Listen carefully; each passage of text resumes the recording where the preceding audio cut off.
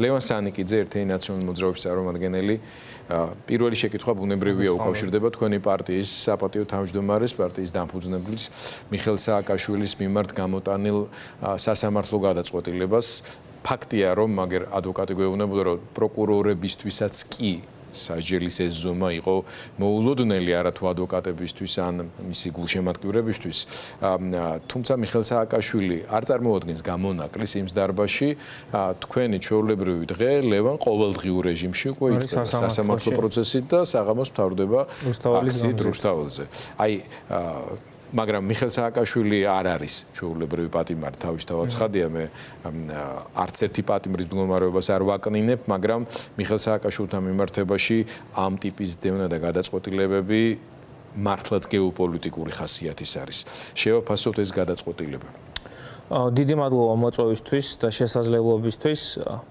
მე მაქვს ესეთი ფორმულა რომ იქამდე სანამ მიხეილ სააკაშვილი იჯდება ციხეში ეს ნიშნავს რომ საქართველოს მართავს ბიძინა ივანიშვილი. ეს არის ზუსტად ის ფორმულირება რომელიც გამოხატავს იმ გადაწყვეტილებას რაც ბოლო 2 კვირის განმავლობაში მიიღო მიხეილ სააკაშვილთან დაკავშირებით ძალიან დაჩქარებულად სხვათა შორის სასამართლომ. ამასთან დაკავშირებითაც მაქვს ჩემი მოსაზრება რომ პირველი ეს არის გამოწვეული იმით რომ სამომავლოდ სურთ მიხეილ სააკაშვილის შეზღუდვა რომ მას ვიდეო ჩართვების შესაძლებლობაც არ ქონდეს და სწრაფად მისჯაზე არიან გადასულები მეორე საკითხი არის ცალსახად ის რომ განსაკუთრებით აი ამ გეოპოლიტიკური ვითარებიდან გამომდინარე სადაც უკრაინის ბედი და პრეზიდენტ სააკაშვილის კავშირი ზელენსკისთან არის ცალსახა რომ ისინი ერთი ბედის მატარებლები არიან პუტინთან დაპირისპირებაში და ქვეყნის არჩაბარებაში ის საჩვენებლად ისჯება განსაკუთრებით იმ პერიოდში როდესაც უკრაინისთვის არ დგას სახარბიელო ვითარება ხო და მესამე ეს არის დაკავშირებული იმასთან რომ თვითონ სასამართლო სისტემასაც სურს მალევე მიხეილ სააკაშვილის საქმეების მოშორება იმიტომ რომ დაანონსებული კომისია რომელიც ახალი ტემპით აპირებს ამ მუშაობას შემდეგი თვიდან მიხეილ სააკაშვილს უნდა კონდეს რიგი საქმეების ხო აი რუსული პროპაგანდისტვის რა უნდა იყოს რომ მიშას უნდა კონდეს კორუფციაზე ვითომ მისჯილი ძალადობაზე ვითომ მისჯილი უნდა კონდეს მისჯილი აქციის დარბევაზე ქონების ყველანაირი ბუკეტი უნდა კონდეს და ბოლოს უნდა მიესაჯოს ომზე 2008 წლის ომზე იმიტომ რომ მე ღრმად მწამს რომ მიხეილ სააკაშვილი დღეს ციხეში ზის ამ ომის გამო რომ როგორ გაბედა და რუსეთს ხელი როგორ შეუბრუნა როგორ გაბედა და ამ ქვეყნისგან რაღაც შექმნა და შექმნა ძალიან წარმატებული სახელმწიფო რომლის ინსტიტუტების შლა დღემდე მიმდინარეობს მაგრამ მდგრადი იყო და ამ ვითარებაში მე მაქვს ძალიან გამოხატული რაღაცა უკმაყოფილება კი არა აი უსამართლობის განცდა იმიტომ რომ მე ზოგადად გავიზარდე ოჯახში სადაც მიხეილ სააკაშვილი არ მოწონდათ კი არა ეზიზღებოდათ მიშა ეზიზღებოდათ ჩემთან ოჯახში და ჩემ გარემოცვაში მაგრამ ის ისტორიული უსამართლობა რაც ამ კაცის გარშემო ტრიალებს არის უბრალოდ ამ ქვეყნის ისტორიაში ერთ-ერთი ყველაზე სამარცხვინო მაგალითი და განსაკუთრებით მაშინ როდესაც ჩემთვის სენსიტიური საკითხია ყოველთვის ზუსტად გამსახურდიას ბედი რომელიც მან ამ ქვეყანაში გაიარა და ტრაგიკულად დაასრულა ცხოვრება და უბრალოდ ეპოქა არის შეცვლილი სოციალური მედია მეტი საშუალება არის რომ გაშუქდეს თორე მიშა ზვიადზე უარესად მოექცეოდნენ ეჭვი არ მეპარება და როლი რომ გაეცოლა დღეს ზვიადი იჯდებოდა ციხეში უბრალოდ იგივე ხალხია უბრალოდ ეპოქა არის სხვა და უფრო რთულია ადამიანის ესე მოშორება და გაქრობა თან როგორი ირონიით უსჯია ჯერ მიუსაჯეს 9 წელი 9 წლისთვის, ეხლა მიუსაჯეს 12 წელი და 6 თვე ზუსტად ის პერიოდი, რა პერიოდიც ქართული ოცნებაა ხელისუფლებაში. და არ ვიცი საბოლოოდ ან დახვრეტას მიუჯიან, ან 2030 წლის საპატივცემულოდ 30 წელს მიუჯიან, აი უკვე მარაზმამდე მივიდა. და ქართული ოცნების მხრიდან რომ მიხეილ სააკაშვილის ბედი როგორი იქნება და განწირული ეს გასაგებია, მაგრამ მე უფრო მეტი გულის წყვეტა მაქვს აქეთა მხარესთან, ხო? იმიტომ რომ არ შეიძლება პოლიტპატიმრების სეგრეგაცია და დაყოფა. მიხეილ სააკაშვილი გაასამართლა სანქცირებულმა სასამართლომ რომლის აი პროკურატურის საქმეები არის შეკერილი ბატონი ფარცხალაძის მიერ, რომელიც სანქცირებული ყავს ამერიკის შეერთებული შტატების ხელისუფლებას FSB-სთან თანამშრომლობის გამო ღია მუქარა აქვს არაერთი მის მიმართ გაკეთებული ვლადიმერ პუტინს, პრემიერ-მინისტრის, ყოფილი პრემიერის ღარიბაშვილის და ივანიშვილის განცხადებები გვახსოვს. ეს კაცი არის კლასიკური პოლიტიკური პატიმრის მაგალითი. დრო რო გავა ვიკიპედიაში პოლიტპატიმრის სტატუსი რას მოიაზრებს, მიხეილ სააკაშვილი ამოვარდება ერთ-ერთი პირველი. და ეს არის სირცხვილი, რაც ამ ქვეყანაში ხდება. მე მაქვს როგორი мотиваცია გეტყვით რა, რომ ამ ქვეყანაში პირველი პრეზიდენტი მოკლეს, მეორე პრეზიდენტს ყოველ კვირას აფეთქებდნენ, მესამე პრეზიდენტს ასამართლებენ რუსების გასახარად. 2008 წლის ომს ჩემი თაობის ფორმირებაში ძალიან დიდი როლი აქვს ნათამაშები. კი რეფორმებს, განათლების რეფორმას, ანტიკორუფციულ რეფორმას, პოლიციის ბევრიც აქვს ნათამაშები, მაგრამ 2008 წლის ომი რამდენადაც მძიმე იყო ამ ქვეყნისთვის, იმდენად მისი იდენტობა განსაზღვრა, რომ რუს თავი არ უნდა დაუხარო, რომ გიორგი ანწუხელიძე ტყუილად არ გარდაცვლილა იმ ბრძოლაში, რომ ძმები რომელაშვილები რისთვისაც იბრძოდნენ, ის ბრძოლა ბოლომდეა საყვანი. და ამ ქვეყნის მთავარი მტერი, როდესაც მისამართლებს მე 2008 წლის 7 აგვისტოს უმაღლეს მთავარსარდალს, ეს არ შეიძლება გაატარო. დღეს, როდესაც მე ძალიან არ მომწონს, რომ სხვა ოპოზიციური პარტიების წარმომადგენლები, ზოგიერთმა გააკეთა განცხადება, მადლობაც არ არის სათქმელი, რა ვიცი, თეთრზე თეთრი როა უნდა თქვა კაცმა. თუ გინდა რომ ამ ქვეყნის მესვეული გახდე, ადრე თუ გვიან, ან მართლობის ორგანო ჩაიბარო, ან პარლამენტში იყო, ან მომავალი შექმნა, თეთრზე თეთრი უნდა თქვა.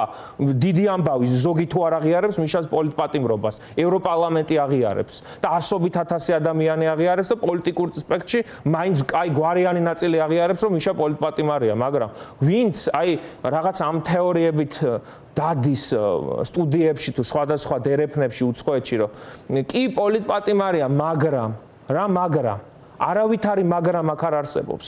პრეცედენტული გადაწყვეტილება მიიღეს საერთოდ მიშაზე.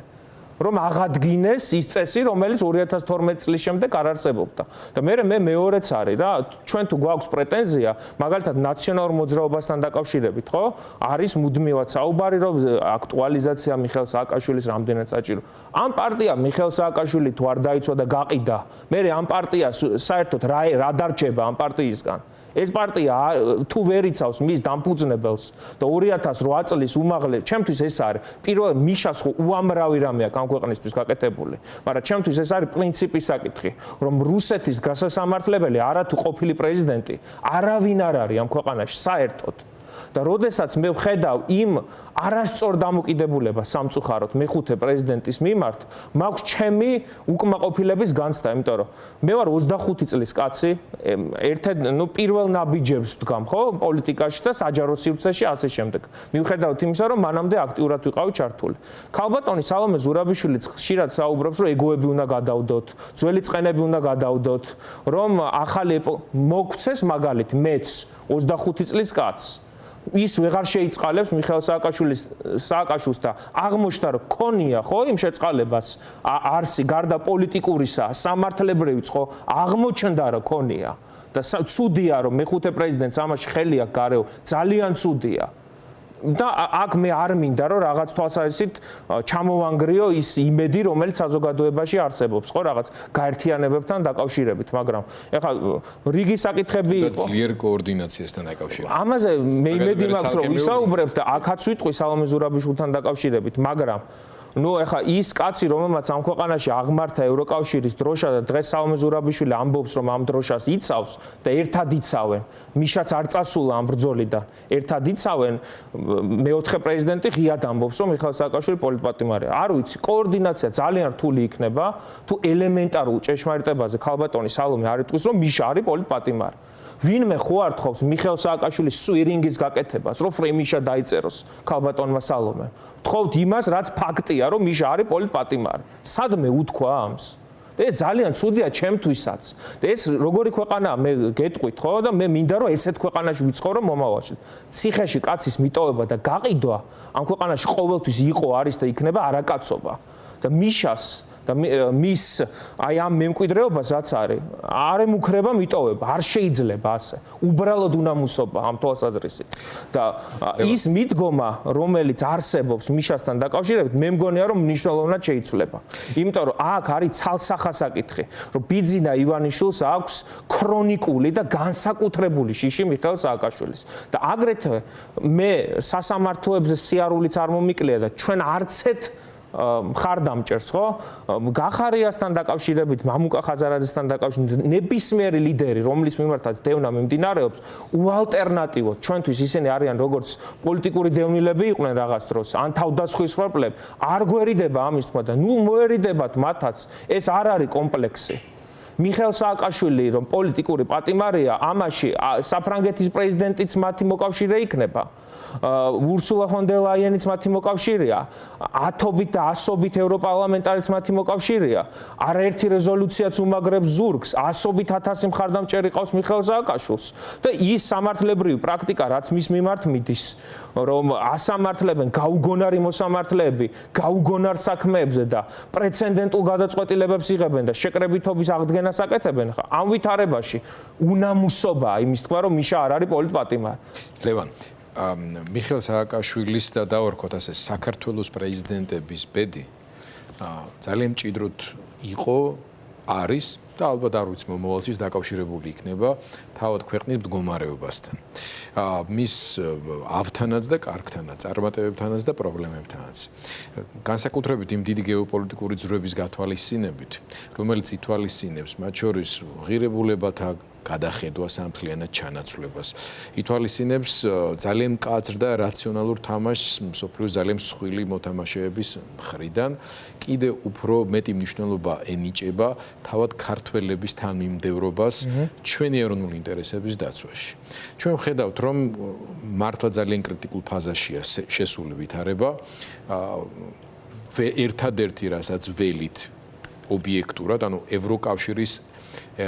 ევროკავშირის წევრი სახელმწიფოების ბრიტანეთის დამოკიდებულება და პოზიციები ამ რეჟიმთან მიმართებაში ცალსახაა და გარკვეულია.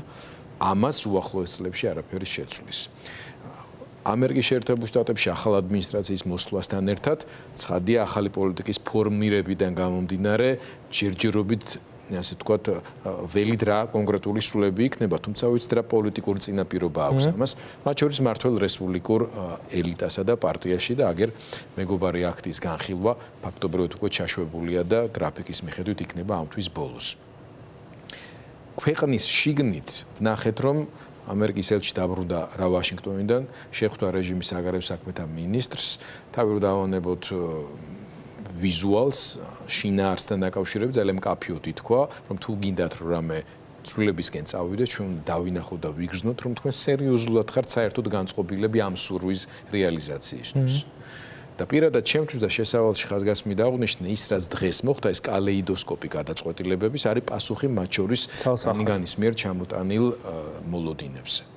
თქვენ როგორ შეგრძნება გიჩნდებათ ამასთან დაკავშირებით და გადავდივართ მთავარზე, თუ კი რეჟიმმა მიღებული აქვს გადაწყვეტილება თავისი თუ გარე ფაქტორების გათვალისწინებით, რომ წავიდეს სრულ კონფრონტაციაზე, აღარ აქვს არანაირი იმედი დასავლეთის არცეთ სეგმენტთან დალაგების და ახშობს ყველა რესურსს და სივრცეს, საიდანაც თავისუფალმა საზოგადოებამ ბრძოლა ეფექტურად შეიძლება გააგრძელოს, ნუ თუ ასე რთულია ეს მომენტი აღიქვას ქართულმა ოპოზიციამ მთლიანობაშიც და ცალ-ცალკეც. რა პრობლემები არის აქ?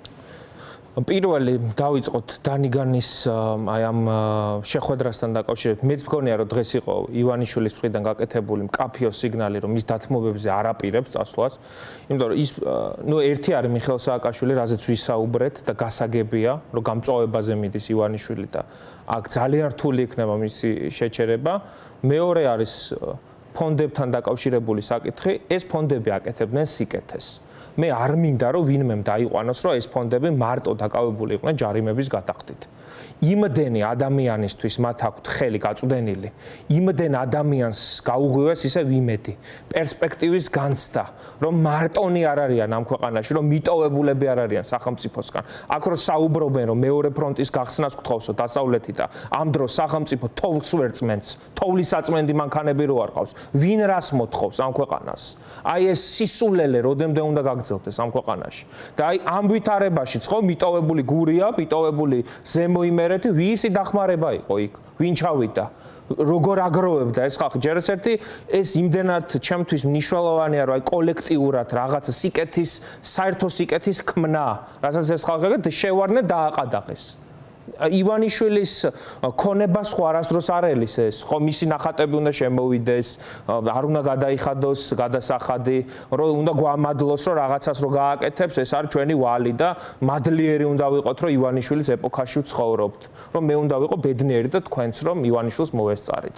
აი ეს არის ქართული ოცნების დღის წესრიგი. რაც შეეხება ქართულ ოპოზიციას, მე ბუნებრივია მისი ნაწილი ვარ, მაგრამ ყველაფერი ჰომოგენური ვერ იქნება, ხო?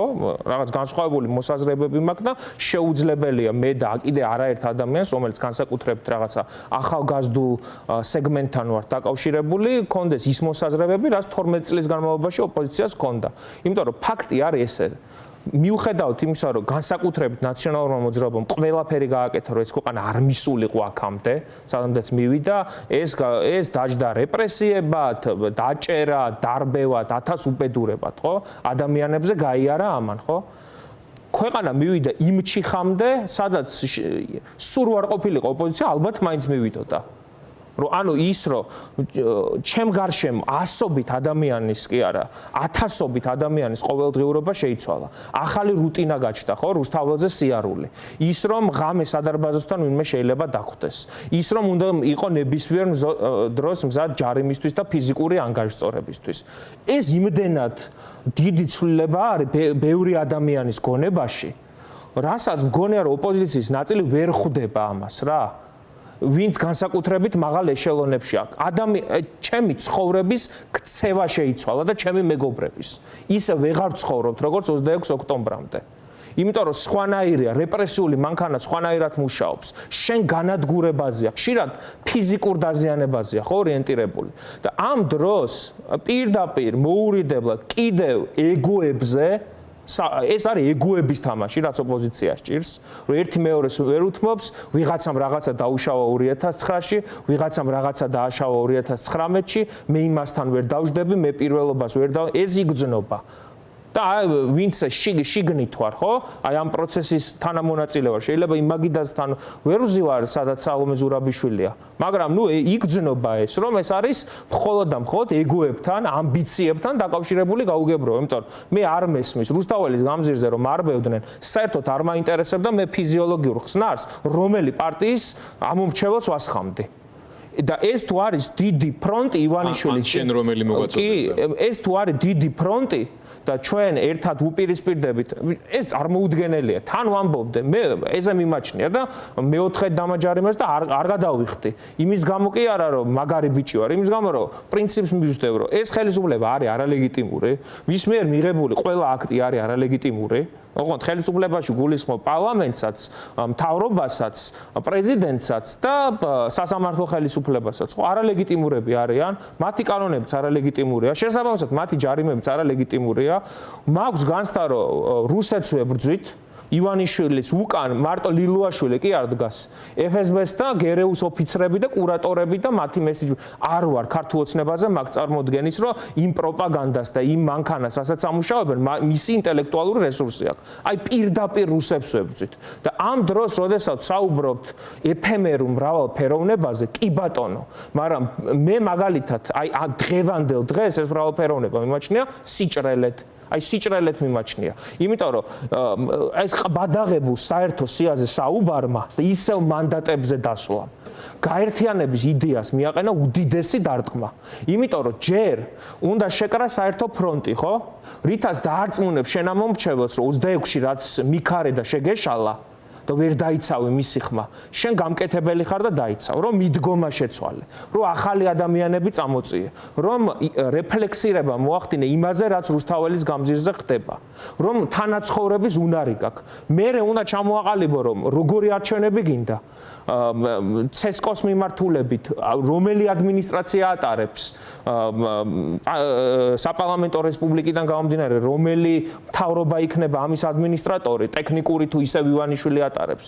და მერე არის მთავარი, რომ ეს რომ მოიპოვო, საერთაშორისო ასპარეზზე როგორ უნდა ითამაშო, ქუჩაში როგორ უნდა ითამაშო და რაც მთავარია ივანიშვილს, რომელიც არის ან ყველაფერი ან არაფერი ავტორიტარი გახდა, როგორ უნდა დაათმობინო ეს არჩევნები. ამ არჩევნებს რომ დაათმობინებ და თარიღი გამოცხადდება, აი ხახნო მერე უნდა გესაუბრონ საერთო სიაზე.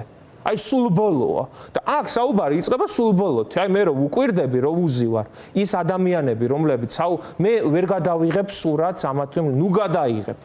ასევე მეცაც ვიტყვი რა, ვისაც გაერთიანების უნარია, ის გაერთიანდეს. იმიტომ რომ ამ ქვეყანას აქვს ბრწყინვალე მაგალითი ზუსტად გამსახურდია სახით. სადაც ეროვნული მოძრაობა, რომელიც იყო ამაზე ბევრად ძლავრი, ვიდრე დღეს არის, ლიდერული თვალსაზრისით. საზოგადოებრივს არ გულისხმობ, ლიდერული თვალსაზრისით, ხო? მენეჯმენტის თვალსაზრისით და ქარიზმატული ლიდერები, მერაბ კოსტავა, ზუსტად გამსახურდია, გია ჭანტა. მათ შორის დისიდენტური ბრძოლის. რა თქმა უნდა, ის ხო იდეალებზე იდგა. პრობლემა ეს არის, ოპოზიცია არავითარ იდეალებზე არ ვდგავართ, გარდა ევროკავშირში ინტეგრაციისა. მარტო ეს გამოგჭვივის რა, იმიტომ რომ იმ ადამიანის უფლებებზე სხვანაირად უნდა ვისაუბროთ.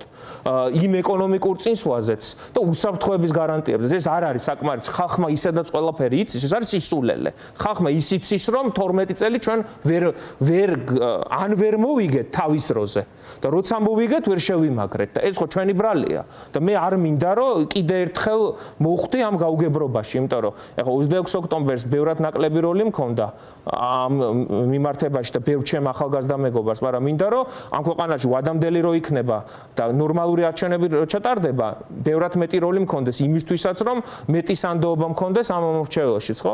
ამ ვითარებაში, აი ზუსტად გამსახურდა ეს მაგალითი, რაც მოვიყვან, რომ ნახა იმ კაცმა, რომ ვერ ერთიანდებოდა ეს ოპოზიცია, არა და ყველაფერი გააკეთეს, ყველა მიწის. ადგა მძლავრი მოძრაობა შექმნა, ვისაც უნდოდა ის გაერთიანდა და ამ ქვეყნის დამოუკიდებლობა გამოაცხადეს. რეფერენდუმით ჩაატარეს 31 მარტი ხა მოდის და 9 აპრილს დამოუკიდებლობის აღდგენაც გამოაცხადეს. ისე რომ ის კონგრესი დარჩა ცალკე და ვისაც გაერთიანდა, მე ამის თქმა მინდა, კარგია ყველა თუ გავერთიანდებით და მაშინაც კარგი იქნებოდა რომ ეს ძალები ერთად ყოფილიყვნენ, შეიძლება მე არ მივსულიყავთ იმ დაპირისპირებამდე, მაგრამ ვინც გაერთიანდება, გაერთიანდეს და ეს კოორდინაცია ცოტა სხვანაირი საკითხია და ესე გეტყვით რა.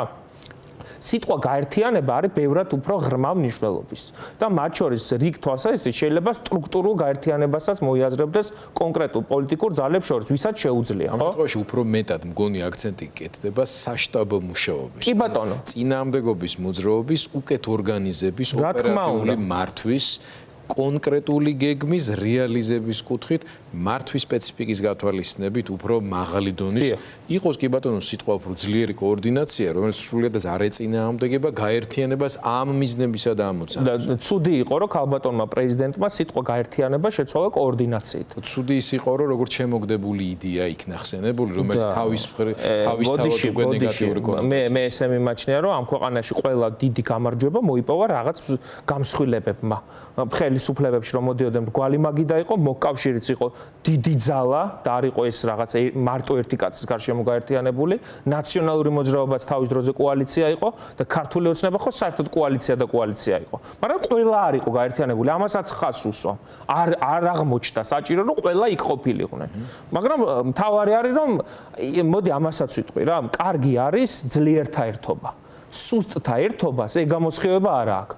შენ თვითონ თუ არ ხარ ძლიერი, შენ თვითონ შენ ამომრჩეველს თუ არ ჯერა, რომ შენ საქმის გამკეთებელი ხარ, ქუჩაში გამსვლელი ხარ, დარბევის ამტანი ხარ, რამე რო იყო ციხეში მზად ხარ რო წახვიდე, ამისთვის თუ შენ მზად ხარ, დიდი ეჭვი მაქვს რომ ასეთი გაერთიანება უფრო მეტ სინერგიას მოიტანს და რაც შეეხება სიტყვა კოორდინაციას, გადასარევია, იყოს კოორდინაცია კი ბატონო, მაგრამ ამ ერთიანობის არ აწერია რა საქართველოს ღებს ძალა კოორდინაციაშია.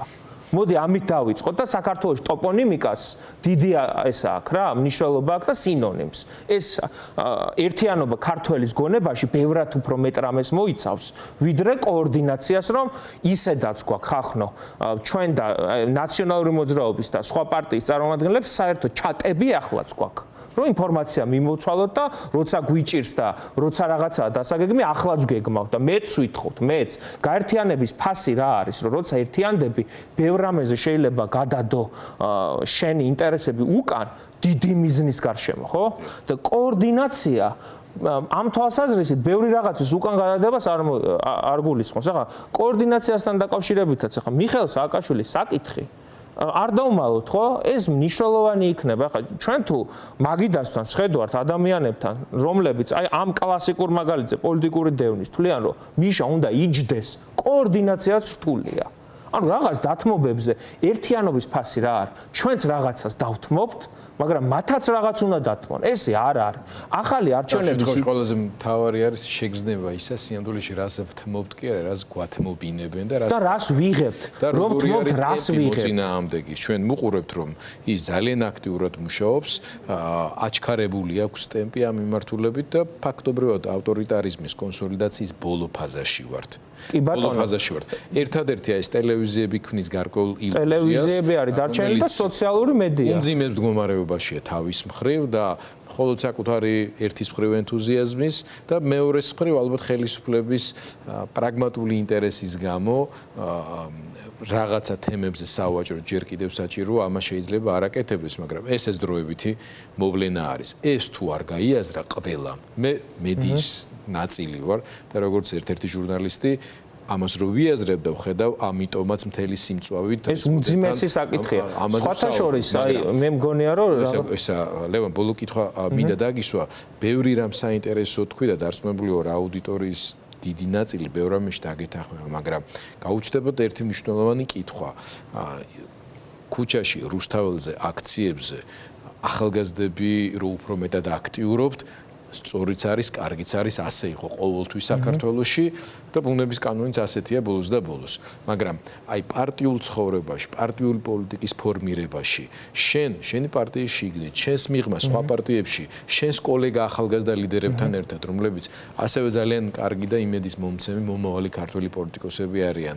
ხდება თუ არა გარღვევისთვის მზადება, თუ ერთ ადგილს ვდგებთ? მე ესეთ რაღაცას გეტყოდით, რომ მე მგონია, რომ ზოგადად საჯაროობის მომხრე ვარ, სხვათა შორის აი ამ შეკრებებთანაც დაკავშირებით, რომ რაღაც საერთო საკოორდინაციო საბჭო ან პარტიული გაერთიანებები ან არასამთავრობო ორგანო მინდა რომ გაშუქდეს, რომ ამ ხალხმა ნახოს, რომ ვინ რას თამაშობს, ვინ რას წარმოადგენს, ვის რა იდეები აქვს, ვის რა იდეალებია. კარგია, საჯაროობა კარგია.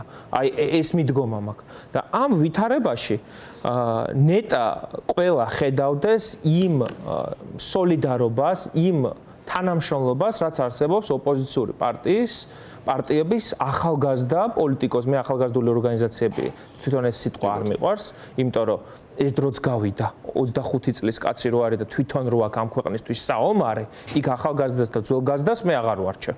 და ახალგაზრდა პოლიტიკოსებში ბევრად უფრო მეტი გაგებაა კონსოლიდაცია ვიდრე სამწუხაროდ იმ ადამიანებში, რომლებსაც ალბათ იმის გამოც, რომ ჩვენ წარსულში ერთმანეთთან დაპირისპირების ისტორია არ გვაქვს. მაგრამ ამავე დროულად სხვა რაღაცაც არის რა, ჩვენ ვინც ვართ და ახალგაზრდები ჩვენთან ხო რაღაც წყვეტა მოხდა, ერთია ძველი თაობა პოლიტიკოსების, ასაკობრივადაც, მეორე ახალი თაობა. ჩვენ ვართ დამოუკიდებელ საქართველოში დაბადებული ადამიანები, რომლებისთვისაც აი ჩემთვის ზურაჟვანია სიტყვები, ის გასიგრძეგანებული ვარ, რომ კი და ზვიად გამსახურდიას და მიშა სააკაშვილის და რა ვიცი რისი დამსახურებით არ რომ ამ ქვეყნის ევროპული ყაიდა არის ჩემი ბუნებრივი და შინაგანი ნაწილი, რომ შოთა რუსთაველი და უილიამ შექსპირი ორივე ერთი ცივილიზაციის ნაწილი არიან.